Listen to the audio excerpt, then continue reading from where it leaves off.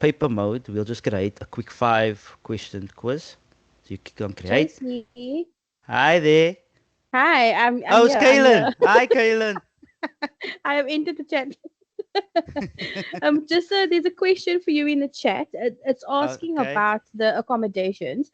So the Yeah. question is, but will you have to set another quiz using the accommodation? So you probably will have your main one, and then will you have to reset it to have those extra accommodations, or is it hidden sort of in the interface if I'm understanding the question properly? It is. So once you set the interface, I'll just go set the accommodation. I'll go here quickly. Let's go back. We go to accommodations. As you can see here, I hope those people don't mind. As you can see here, here's everyone's names. So you can choose the different classes of the people, right? So say for example, 10E4, 12E5, or whatever it might be. All the learners will pop up here. So then you click on the learner's name and then you'll set the accommodations. And these accommodations will apply to every quiz that you set for that class. So you won't have to reset the accommodations every time you will create a new quiz. It will always be there as long as you share it with that class or that person. Awesome, thank you. That answered the question perfectly. Okay, great. Alright, so now we get back to this again here. So now I choose multiple choice. Alright, just a quick one. And then I need a question. Who was of the family of the Capulets? Kelly, can you see I'm an English teacher? Yes, I can see loud and clear. Right? Then there's different ways you can actually add. You can manually type in the answer multiple choice, or you can generate with AI. So then AI would just look at this question right here and then generate answers based on the question. But remember, AI does hallucinate, so you actually have to go and read. So it's Benvolio, Stibble Capulet, Juliet Capulet, and Romeo Montague. So now you click the correct answer just by that top corner. But wait, there's two correct answers because Stibble and Juliet are cousins.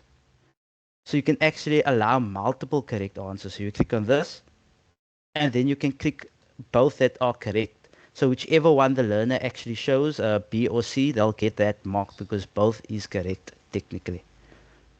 Right?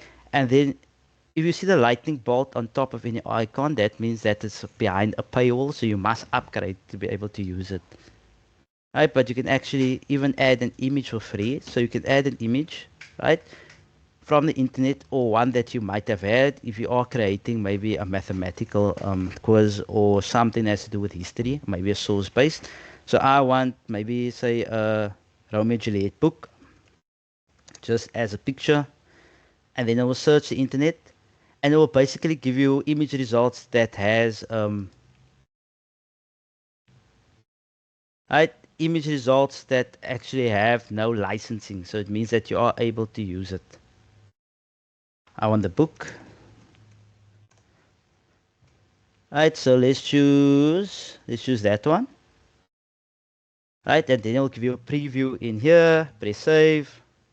Right, and there we go. So this is how the question will pop up. Who was of the family of the Capulets? I picked my two correct answers, or you can a single correct answer. We just wanted Juliet.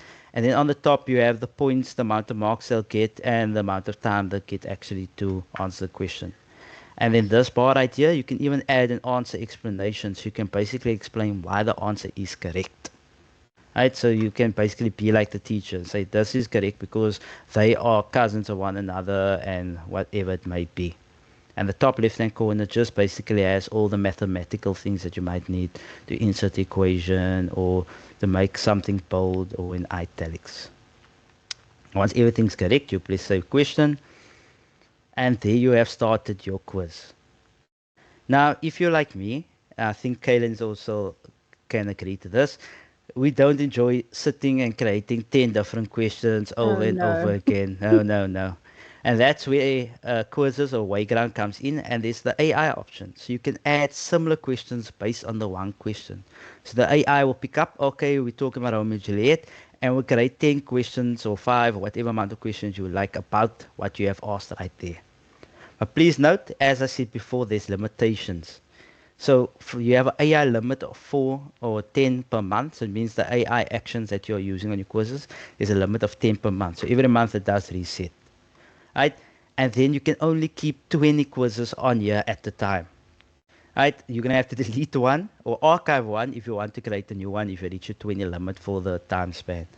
And someone asked me also on Monday, if you do archive it, you can't get it out to the archive. It will stay there, but you're gonna need to upgrade to be able to get it out to the archive. So essentially, it has been deleted. Isn't that sad, Kaylin? Yeah, because I was actually thinking now, do you have a limit to the archive then? Like, You don't you don't have a limit to the archive. You have a limit to oh, how okay. much is active. On the Yeah, because archive, I'm, you can have thousands, and if you don't have the yeah, paid version, then it doesn't mean anything. yeah, sadly. Actually. Alright, so now I only have one question, but I want more. So I'll just click on here, add similar questions. Oh, try different prompt. Oh, it doesn't want to add similar questions. Oh, so now my AI can't pick up anything from here for some reason. I think I reached my limit. As you can see there, I was on 4, and because the AI couldn't pick up anything, it added another credit, which Oh, is so that's not sad. fair. Yeah, right? But the great thing is you can actually search for questions in the Wayground library, so quizzes that other people created.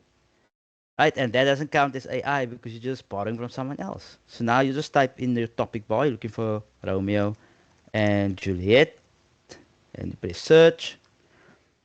I look for my community. So the community is everyone that's on quizzes. And as you can see there, all the Romeo and Juliet quizzes can pop up. We'll take the first one, right? And then basically all of those questions right here, you can actually add to your quiz as your own, right? Or I'll take, I don't enjoy that one. Let's take a Romeo and Juliet review.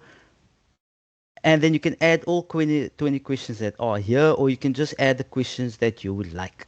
So I'm going to add all 20 questions because it looks like I was productive for the day. And then as you can see, there all 20 questions will be added to your course without you having to actually create everything. And again, the most important thing is to go and review because sometimes some of the questions are not relevant to what you are teaching your learners or what is in the play. Maybe they took it from the movies that were staged. And again, I didn't take anything from my AI limit because I took it from existing quizzes that are out there. And the last thing I want to show you before we get into how you can make this low tech is that if you do the AI option, right, go there to more options, you can actually make this converted to real world scenarios. You can add students' names, you can simplify the questions, or you can make it fun. I click on make it fun. It will enhance all the questions. You'll see here. And then I will try to make it fun or try to make it a bit more, let's say, more juicy for the learners to read. Hey, kind the world of Shakespeare's drama, can you tell me we belong in a famous Capulet family? So we'll just rephrase all your questions in a more dramatic or exciting way. Hi, are there any questions yet? No, JC, there's just lots of interaction with regards to how excited everyone is about, especially about the accommodations, The because we accommodations, obviously, yeah. yeah, we obviously teach in a where we all need that. And then someone actually just mentioned now that they facilitate first aid courses as well, and love how that they can make their training more interactive and fun. Exactly that. It's not just for the school, it can be used in your own private capacity for different things. Which is a bit weird, but I actually use this for my rugby team. So Oh, cool. every Friday before match day on a Saturday, because rugby is big in my school, we usually have like a team meeting. And because I teach under 14s, they keep forgetting the rules of the game. Or they keep getting Oh, penalties for yeah. small infringements.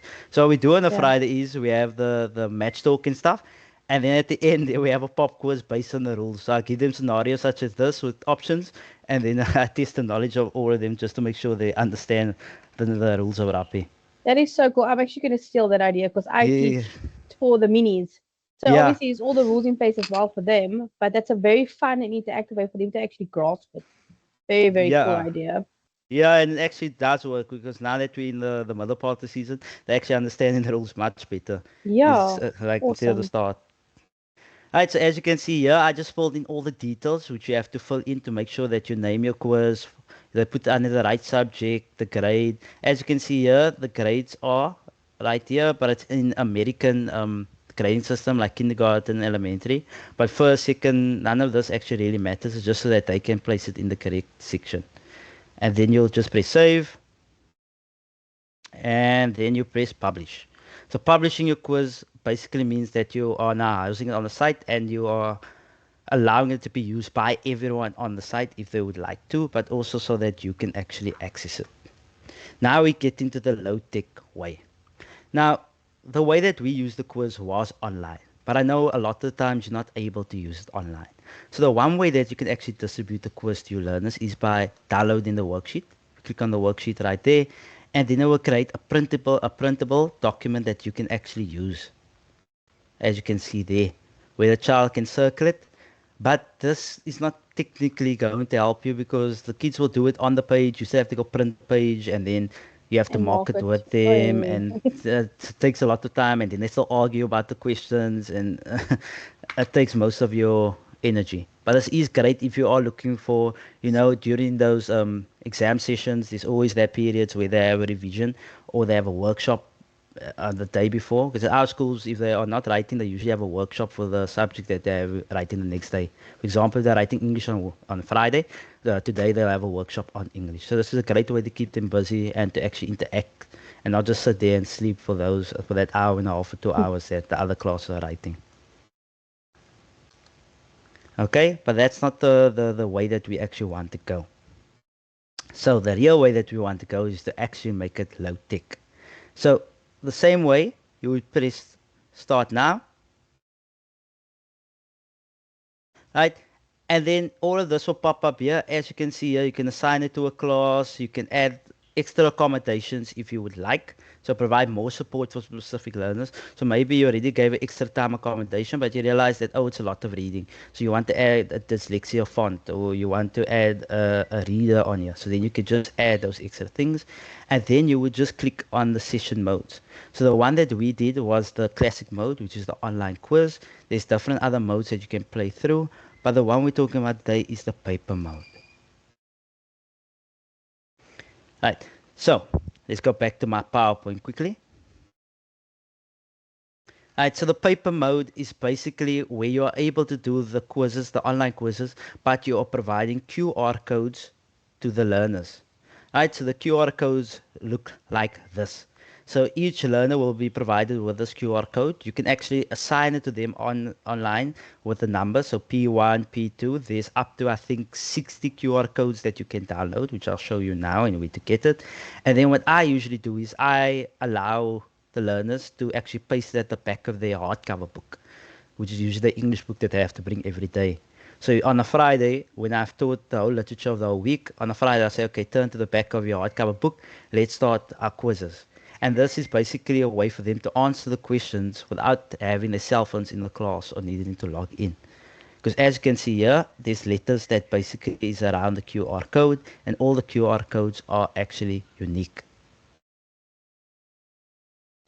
Ooh, right, so once you Tracy, sorry. yes, Sorry. So just a quick question. The one of the participants is asking if you can please just show again how to get other made questions. I'm thinking it's the AI generated one. Maybe okay, the yeah. I'll edit this one. Right, let's just edit these questions quickly. Right, so as I said before, the one way is by using AI. So you can either click on similar questions and then it will provide similar questions that are already in your quiz. That's the one. But because you have a limited amount of AI credits, you don't really want to overuse it. Another way is to go into the search questions from Wayground Library. You click on the search bar, it will open up here. And then on top, you basically just type in the questions you want to search, and then you can even filter it by grades, by subjects, by the amount of questions you like, and languages, and then different options will pop up on the left hand side. And then as you can see here, you'll see there's a small tab that will tell you the amount of questions that's in the quiz, and it'll tell you what the whole quiz is about. So you click on it, right? And then you can go through it and you can just press add question if you only want the specific question in your quiz, or you can press add all 17 questions that is in the quiz right here, and they will automatically, I'll show you quick, and they will automatically pop up on your quiz that you have there already. And just scroll right down and there you go. That's the two ways you can actually add questions to your quiz. But if you don't want to add similar make questions or anything, you just press add question, and then you can go through the whole process of creating your questions again. I hope that answered the question. I think so. Yeah, there is another question, but I know you are going to get to that part now. But the Yeah. question is, if the QR code needs to be scanned, how do they not use their phones or Okay, other we're gonna get to devices that used? now. Yeah, yeah, yeah. Okay, so we can explain now, Bronwyn. That's the exciting part. Yeah. Right. So once you have the paper mode, right, you clicked on paper mode, then there's two things that you have to do before you can start the game. So the one thing is to actually download the Wayground mobile app. So it's on every app store. I know it is on Apple, right? I found on Apple, the Apple Store, which is also free to download. Also found on the Google Store. And you download in the mobile app. You log in with the same login that you have right here on the site. Okay, and then there will be an option for you to start the quiz manually from your phone. So you're gonna have to start the quiz on your desktop, and you're gonna have to start the quiz on your phone. So that's gonna have to play around with. Right, and then you would use your phone where the quiz has started. There will be a feature that pops up, and for you to scan all of the QR codes. I'll show you a video in a few moments of how this would work in the classroom. Now, once you have the app, you would print the cards for the students. And once you click on this, these are all the cue cards for the students. It even gives you instructions, right? So every child will have a unique code such as P1, P2, P3, and there's even markers where they can cut the page, right? But please note, do not cut anywhere after because it has to be scanned by your phone. So anything that, let me just zoom out, anything that hurts this section right here, it will allow it not to be able to be scanned and it won't be able to participate. So they're only allowed to cut where the dotted lines are. Right. So once you have all this in place, you now have your paper mode ready, you have your print cue card, you have your mobile app, you would just press start. Right, you just wait a moment. And then you'll see this is a bit different than the one that we had at the start. Right, so you open, as you can see here, you open the Wayground app.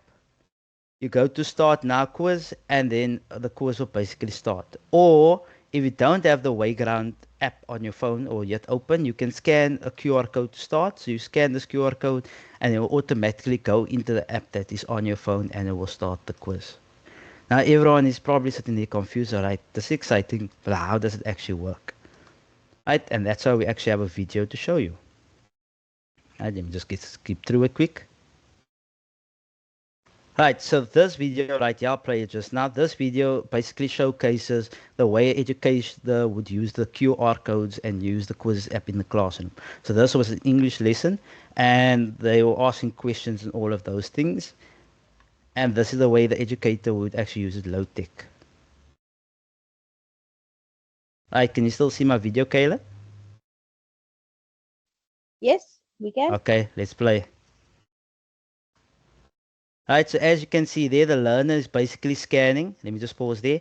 As you can see there, the educator is scanning all the QR codes. And then if you can just check there, it even pops up in green or red if the answer is correct. So it says P18 for the person or the learner, and it tells you P18 is red because the answer is wrong, or P20 is green, the answer is correct. And all you have to do is just walk around the class, and they have to hold up the QR codes, and then you scan it with the phone. And at the bottom on the phone, it even tells you the amount of participants, so you can actually check if you scan everyone because it'll tell you 15 out of 20 participants scanned. And it takes 30 seconds for you to scan it. And then once it's done, all of the answers will populate on here, and you can actually see who is the one that is correct or who is at top on top. But I just want to zoom back quickly. And there, if you can just see on the board, so basically the teacher is now projecting all the answers on the phone on the board right there, which I showed you if you start the quiz on the computer.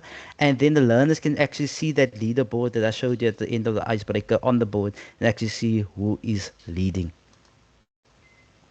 Isn't that cool, Kaylin? I know that you used like that in the classroom. Yeah, I do. And I actually tested it where I actually stood still in the front of the class and I just held my phone up and scanned from one point in the class and it picked up every single person's answer. So it's such a cool tool. There is a question, JC, but the question is it possible to only use the cell phone when using paper mode as we do not have access to computers in classrooms?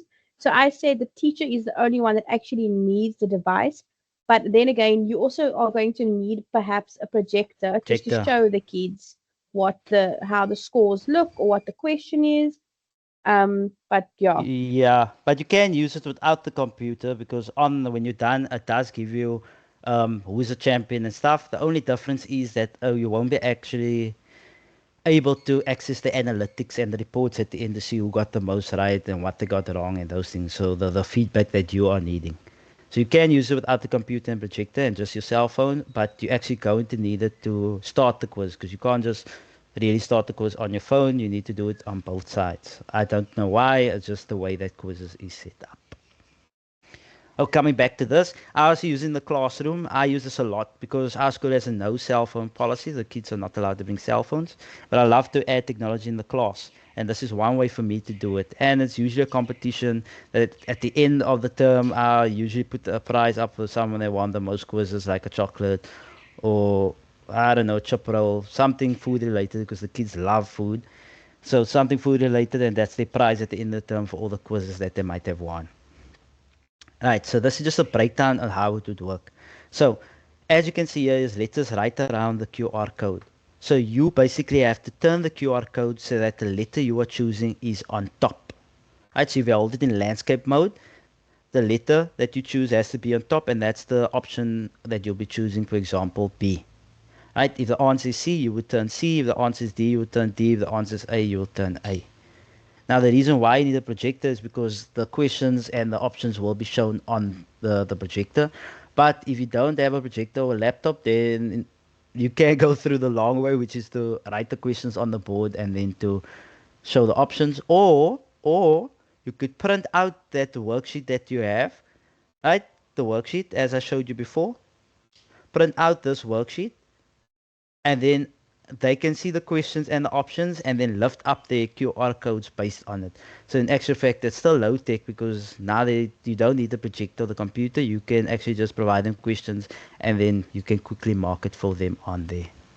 And I was thinking now, JC, if you had to do like a mental math quiz, if you had to read that question and then have the kids answer it, and obviously you'd be the one on the laptop watching the answers and then like announce whoever the top person is, which would be another solution to instead of having to Uh, print, because printing is also not readily it's available to everyone. yeah, some schools are privileged to be able to print as much as they want, and I know other schools there are limitations to the amount they can print. Kaylin, my quick question: what is mental math? I'm so confused now. I really don't So, know.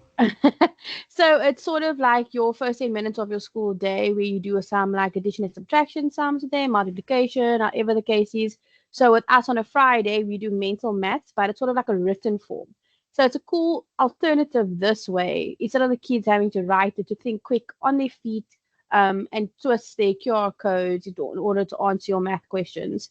Um, but yeah, the foundation phase has like a few programs running as well with MSAP, which is also a cool tool that they can also incorporate this. So take a bit of thinking, I think, to sort of figure it out how it will work best for you in your classroom. But yeah, it's sort of like a quick answer quiz almost, I want to say.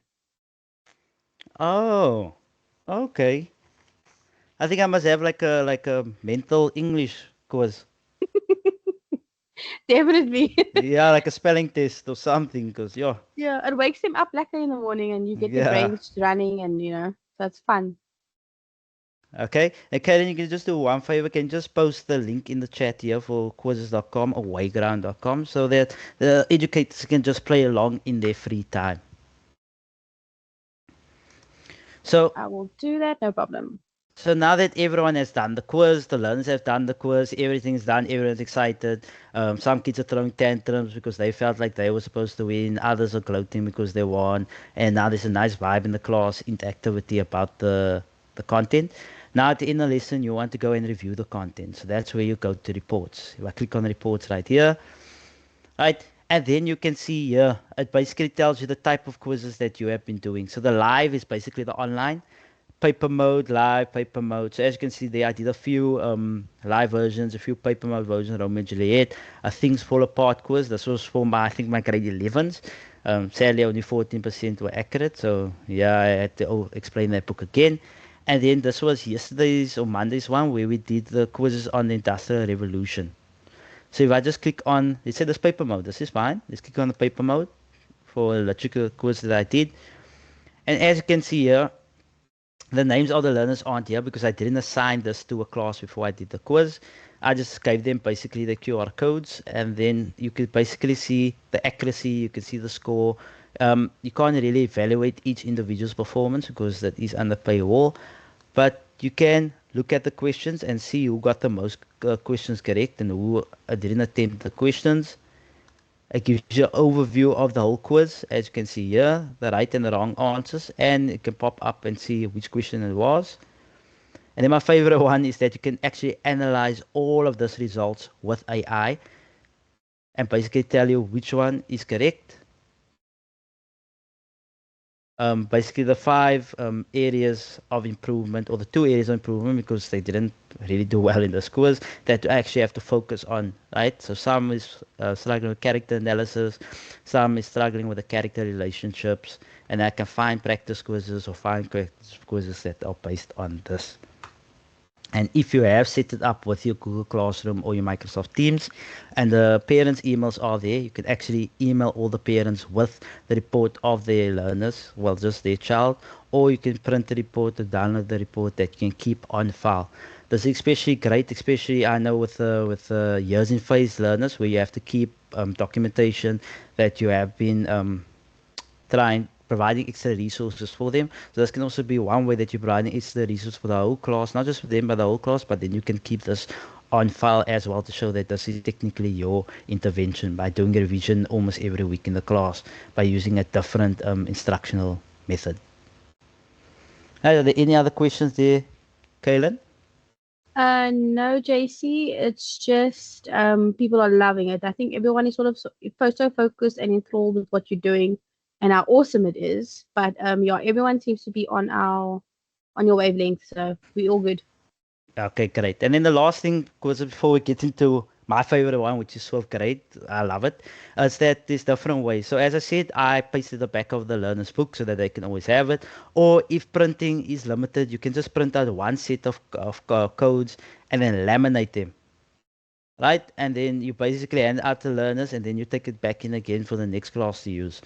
Because you would now know that this course was for this class, this course was for that class, and then you can actually just see player one, okay, player one assigned based on the classes. Because if you have, say, 35 kids in your class, 35 codes, and you see, okay, learner 34 was a problem. You can look in your classes, learner 34 was JC van Willig, and this is where he was getting these things wrong, right? And then the best way is to actually just add it to your Google Classroom or to your Microsoft Teams. You don't have to go through all that effort. But if you want to, you can. Now we get to my favorite one, which is SwiftGrade. So SwiftGrade, right? So SwiftGrade allows AI to actually help you to grade written tests. Right, so this is a mind-blowing feature, something that we've been praying for years. Unfortunately, as I said at the very start, you cannot use it for summative assessments yet, for formal assessments. It hasn't been approved by the department anyway, but you can use it for your formative assessments, right? So like that small class test, almost like the quizzes that we did here.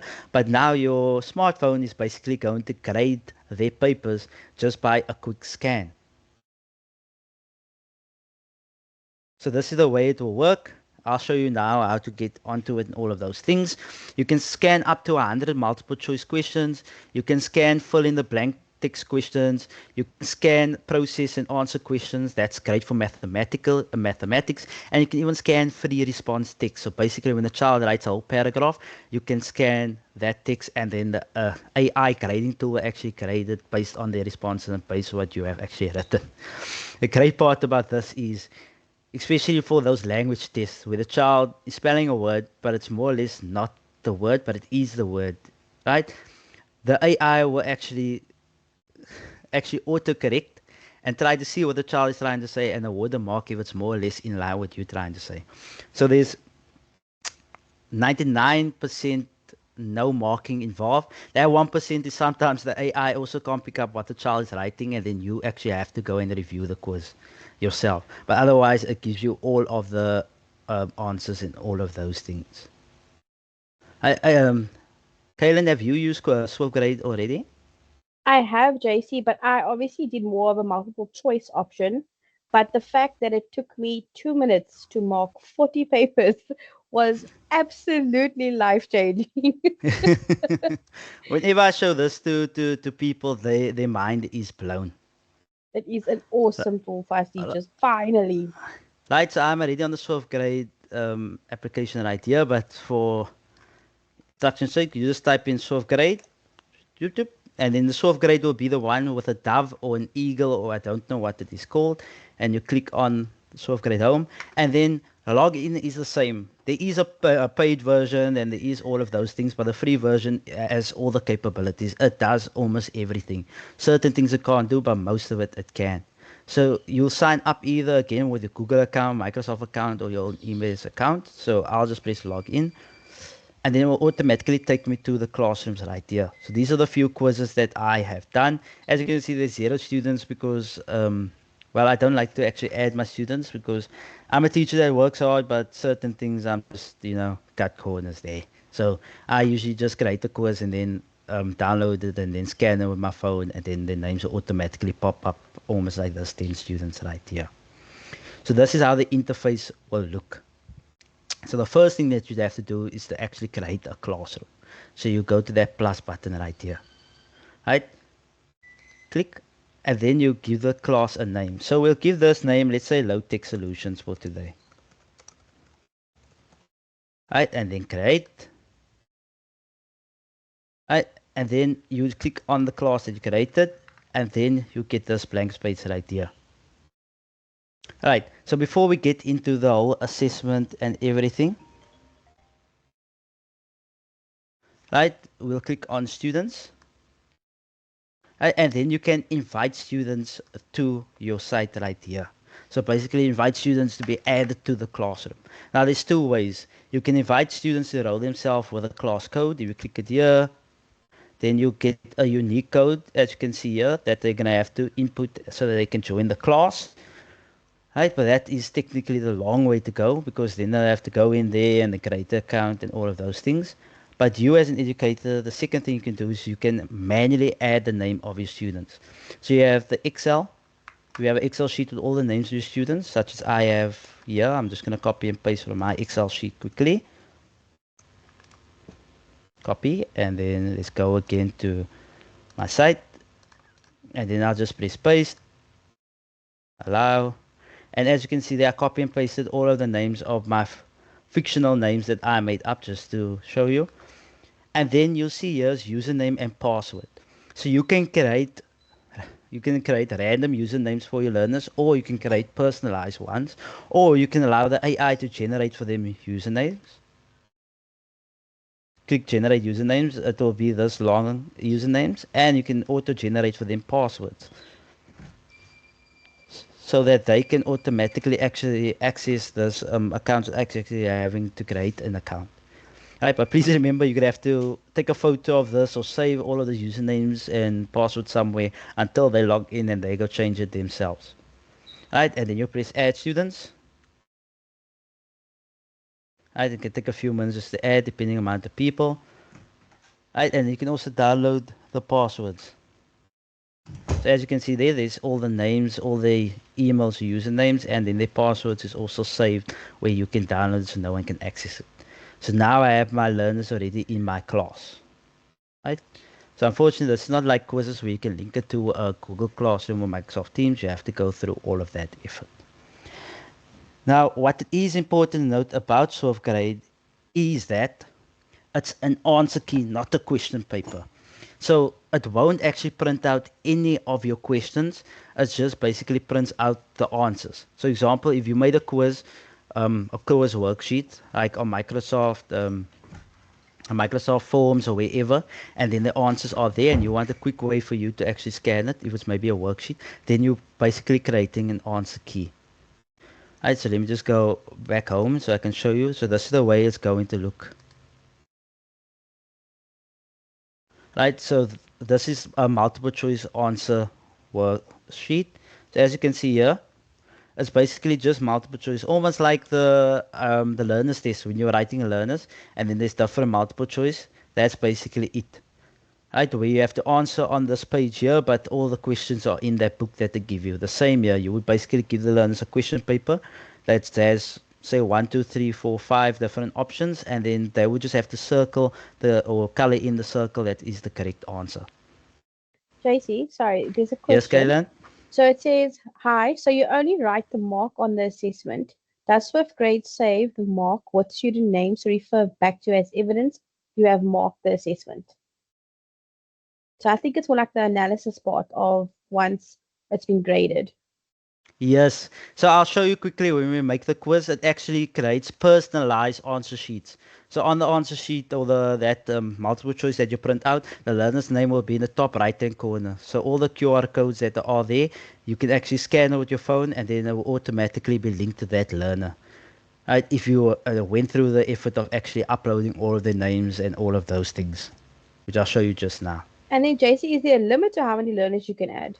No, I haven't actually picked up any limits because Okay, okay. I added my two classes on one that combined was 70, and it worked perfectly. Okay, because one of the participants says she's got 80 learners that she does first aid with.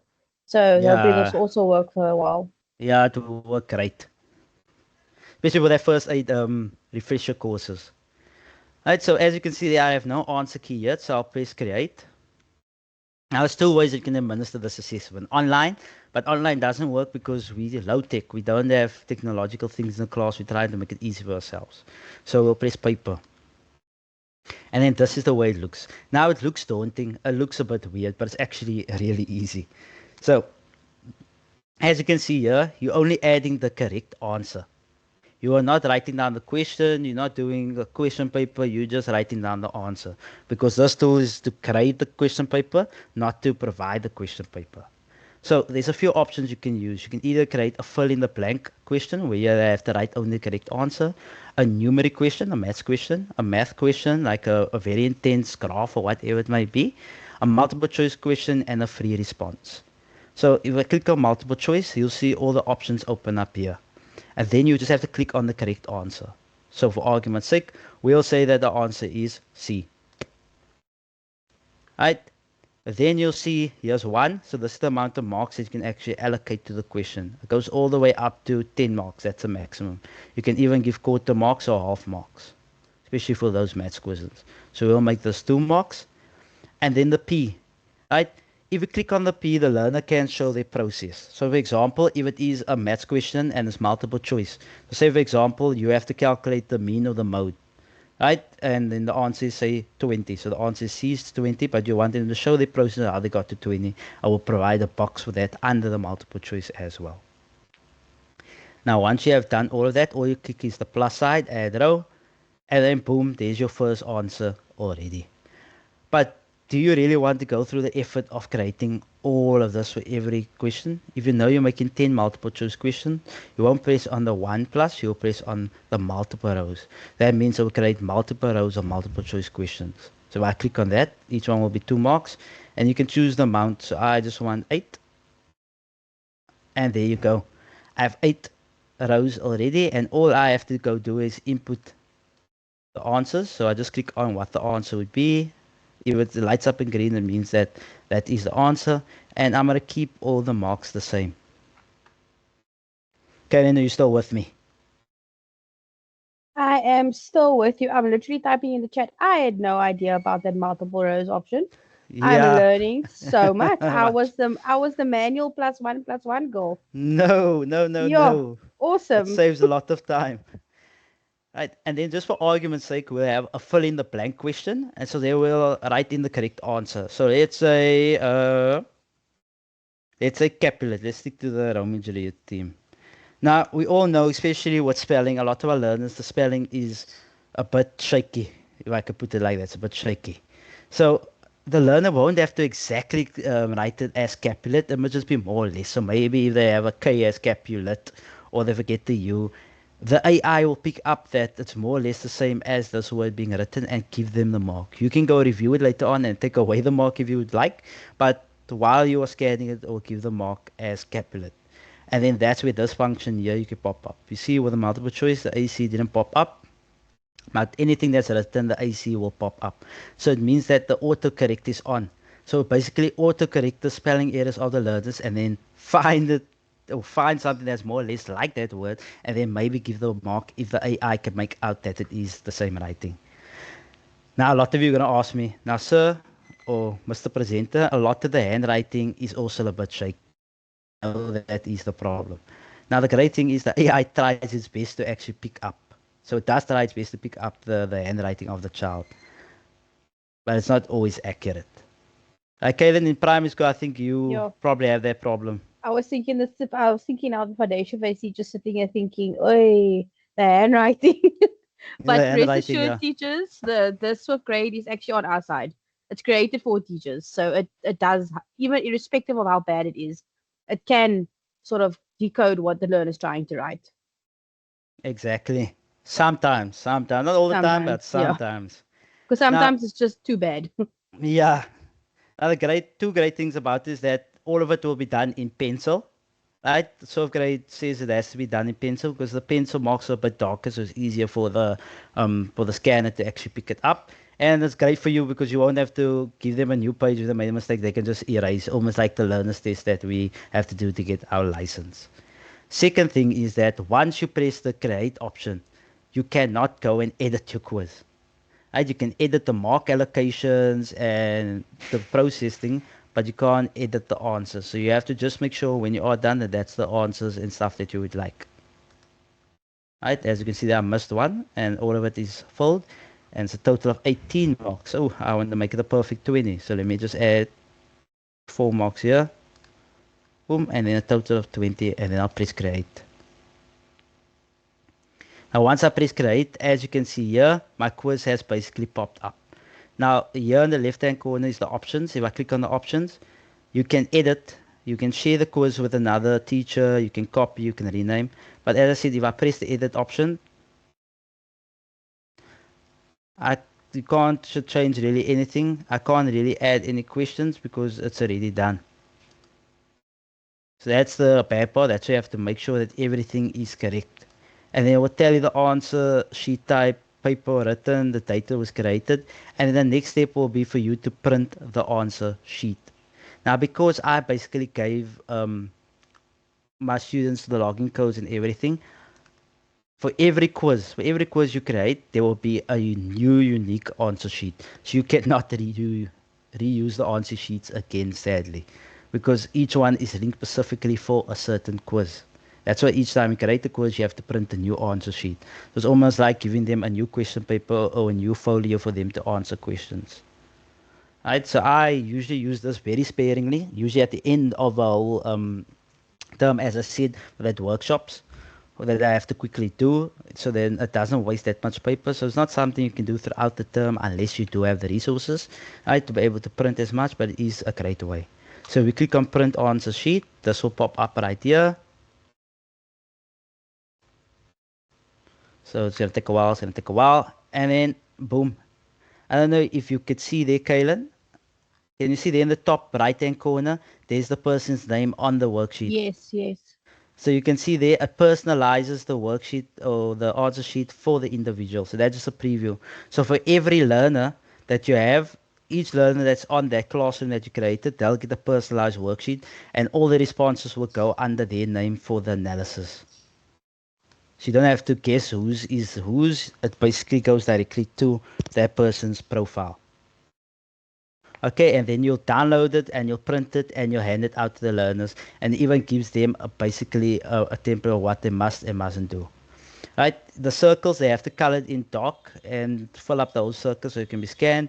And then this block here, this is basically they have to just write in the block, not to write anywhere else on the page because it won't scan it. It just has to be in the blocks that are provided on this page.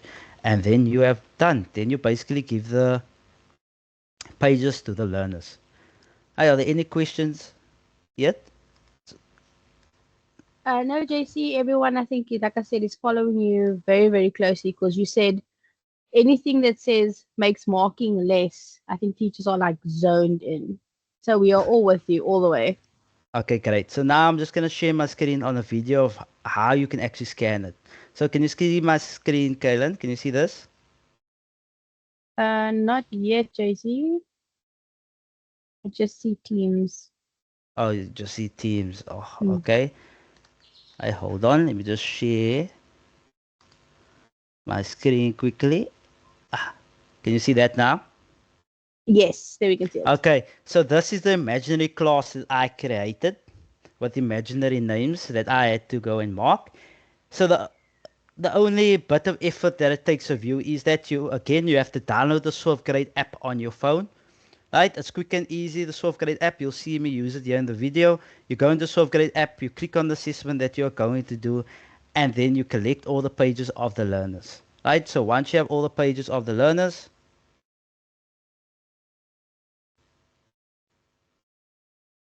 right, as you can see there, I have all the pages of the learners. Turning it over, I did it back to front just to save myself some paper. Then I went into the app on my phone, as you can see there. That's the app, and you can see there's 2 assessments that I have done. And then once you have handed out and you printed all of the question papers, that symbol will pop up, the camera symbol on your desktop, and it will pop up on your phone right there.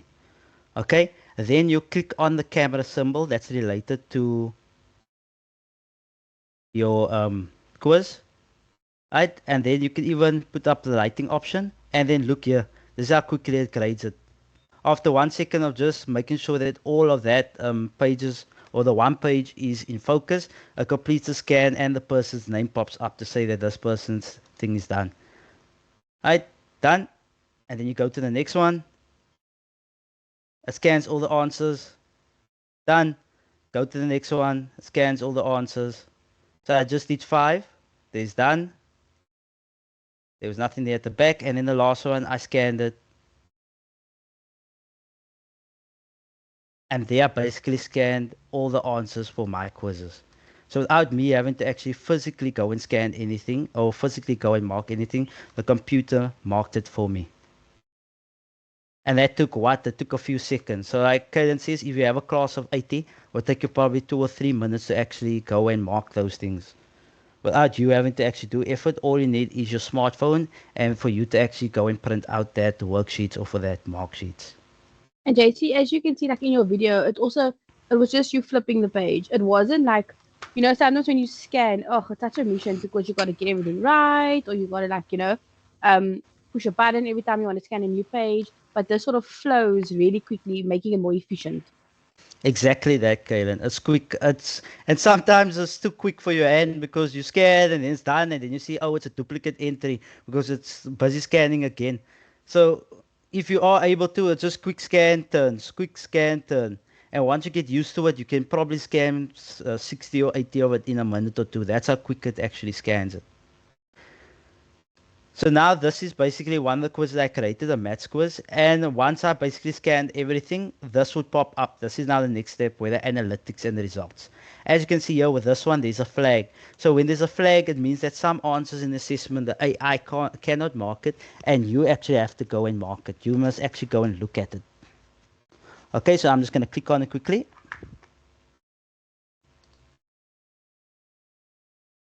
Right, so this is you viewing the results. So as you can see there, just 3 people that I basically added there, the username and the emails, and then it tells you the total that's correct.